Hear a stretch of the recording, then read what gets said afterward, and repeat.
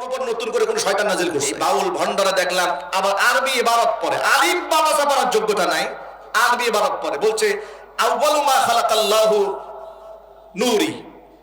এই শব্দটা যে কি বিশ্রী ভাষায় উচ্চারণ করেছে, আমার মনে হয় যে ওর উপর নতুন করে কোন শয়তান নাজিল করছে। শব্দ উচ্চারণ জানে না, হাদিস বলে। ভণ্ডামি করার লিমিট থাকা উচিত। মনে রাখবেন, হক্কানি আলেম উলামা এই পৃথিবীতে যতদিন থাকবে সমস্ত ভণ্ডারের দাঁত ভাঙা জবাব দেওয়া হবে। কোন ভণ্ডকে ছাড় দেওয়া হবে না, কোন ভণ্ডকে ভণ্ডামি করতে দেওয়া হবে না। ইলমের ময়দানে কোরআন সুন্নাহ কারো বাপদাদার পৈতৃক সম্পদ নয় যে যেমন খুশি তেমন মানুষের কাছে বলে বেড়াবে। নবী করিম সাল্লাল্লাহু আলাইহি সাল্লাম হক্কানি আলেমদের একটা দায়িত্ব দিয়েছেন।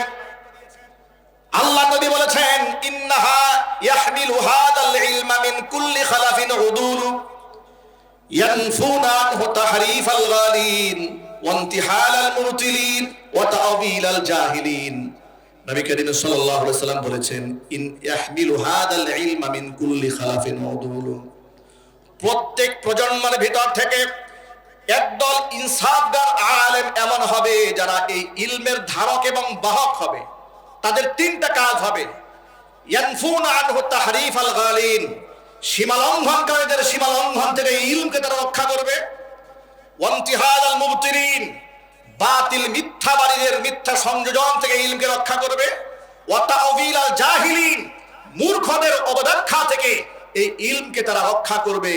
এরকম হক্কানি আলেম ওলামা প্রত্যেক প্রজন্মের মধ্যে আল্লাহর পক্ষ থেকে জাতির জন্য উপহার থাকবে। আল্লাহু আকবার বলেন। যার দরুন মাউযু হাদিস লোকেরা বানিয়েছে জাল হাদিস, কিন্তু সঠিক হাদিস বলে দেওয়ার জন্য আলেম সমাজে আছে না ভাই? আরো জোরে বলেন। বাউলরা উদ্ভট কথাবার্তা বলে, এর সঠিক ব্যাখ্যা জাতির সামনে পেশ করার জন্য দায়িত্বশীল আলেম ওলামারা আছে না নাই? আছে। এই জন্য কার কাছ থেকে ইলম নেবেন খুব সাবধান।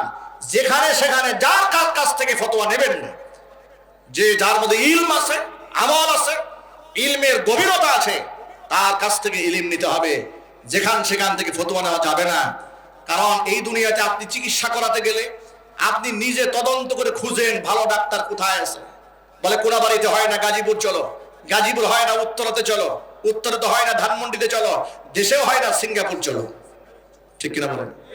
আপনি এত সচেতন বডির ব্যাপারে আর ইলমের ব্যাপারে, পাগলে যে কথা বলে ওই পাগলের কথা নিয়ে নাচা শুরু করছেন। ছাগলে কথা বলে নাচা শুরু করে দিয়েছেন, কথায় কথায় ভণ্ডামি করে নাচানাচি শুরু করলেন। এটা সুস্থ মানুষের কাজ নয়, এটা বিবেকবান মানুষের কাজ নয়।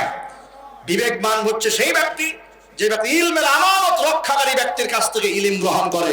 কথা ঠিক নেবে ঠিক জুড়ে বলেন। আমি আমার ব্যবসায়ী ভাইদেরকে কথা বলতে গিয়ে এত কথা বললাম, তার কারণটা শোনেন। ইমাম বুখারী রাহমাতুল্লাহি আলাইহি এত বড় আলেম হওয়া সত্ত্বেও একজন ব্যবসায়ী ছিলেন। কেমন ব্যবসায়ী ছিলেন বুঝাবার জন্য এত হিস্ট্রি টেনেছি।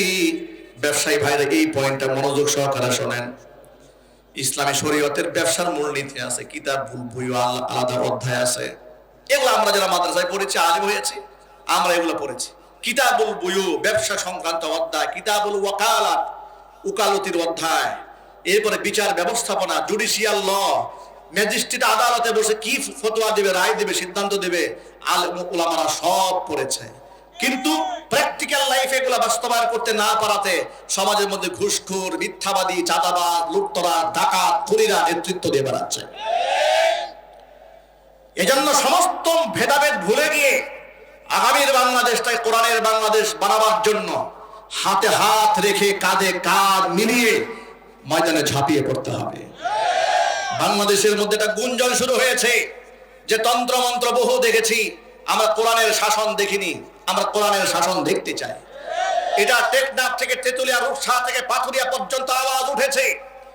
ইখতিলাফাত, নিজস্ব বিতর্কত মতবাদ সব আপন আপন জায়গায় রেখে ইসলামপন্থী, কোরআনপন্থী, নবী করিম সাল্লাল্লাহু আলাইহি সাল্লামের সুন্নাহপন্থী তাহযীব তামাদ্দুনকে ধারণ করে, লালন করে এমন ব্যক্তিরাই নেতৃত্ব আসবে। ঝাঁপিয়ে পড়তে হবে, হাতে হাত রেখে প্রস্তুত করার দুহাত দেখতে যাচ্ছি।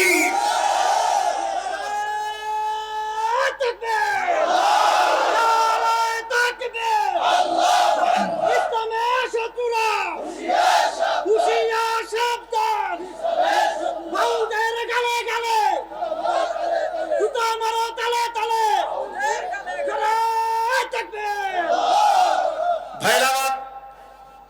বুখারী রাহমাতুল্লাহি আলাইহি বড় মাপের ব্যবসায়ী ছিলেন। একবার কিছু কাস্টমার এসেছে তার কাছে মালামাল কেনার জন্য। মনে মনে সংকল্প করেছেন 5,000 টাকা হলে মালটা দিয়ে দিবেন, কিন্তু এখনো চুক্তি হয় নাই। লোকেরা দাম দর কনফার্ম করার আগে চলে গেছে। তারা বললো 2 দিন পরে জানাবো। ইমাম বুখারী রাহমাতুল্লাহি আলাইহির সাথে তাদের সাথে দাম দর নিয়ে কোনো ফিক্সড প্রাইস এখনো পর্যন্ত কনফার্ম হয় নাই। লোকরা চলে গেছে 2 দিন। এই মাফাক দিয়ে একদল এসেছে, ব্যবসায়ী কাফেলা এসে তার কাছে মালামাল ওই পণ্যটায় 10,000 টাকা দাম বলেছে। ইমাম বুখারী রাহমাতুল্লাহি আলাইহি বললেন, না, এই পণ্য তোমাদেরকে দেওয়া যাবে না। কেন হুজুর দেওয়া যাবে না কেন? যা আমি অন্যদের কাছে কমিটমেন্ট করেছি আত্মিকভাবে যে 5,000 টাকা দিয়ে এই পণ্য তাকে দিয়ে দিব। হুজুর আপনি এটা কি কথা বলেন? আমরা আপনাকে 10,000 টাকা বলছি, আপনি দিচ্ছেন না, 5,000 টাকা দিয়ে তারা দেবেন? বলে হ্যাঁ। তার সাথে আপনার কমিটমেন্ট হয় নাই। ইমাম বুখারী বলছেন, তার সাথে আমার মৌখিক কমিটমেন্ট হয় না, কিন্তু আমি নিজের মনকে বলেছিলাম 5,000 টাকা হলে দিয়ে দিব। আমি আমার নিজের কাছে অপরাধী হতে চাই না। আল্লাহু আকবার বলবেন না? ভাইরা, খালি যোগ্যতা আছে একটা টং দোকান দিয়ে বসবেন, এর নাম ব্যবসায়ী নয়। বাবার টাকা আছে, সোনার দোকান দিয়ে বসে আছেন। বাবার দোকান টাকা আছে, বিরাট বড় আড়ত গেড়ে বসে আছেন। হালাল না হারাম, জায়েজ না নাজায়েজ, বৈধ না অবৈধ, করবো না করবো না, কোনো ইলম নাই।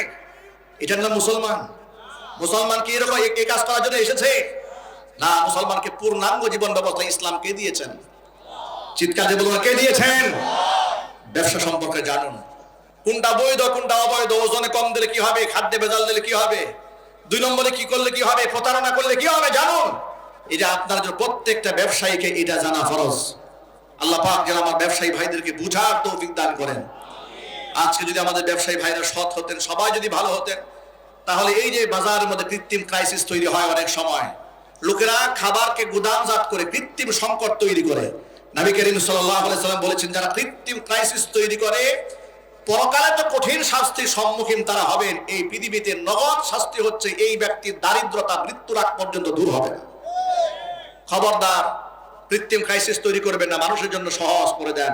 আল্লাহ পাক যে কথাগুলো আপনাদের সামনে উপস্থাপন করেছি, সবার আগে আমাকে, এরপর আমার ভাইদেরকে, মা বোনদেরকে সকলকে আমল করার তৌফিক দান করেন। একটু জোরে বলুন আল্লাহুম্মা আমিন।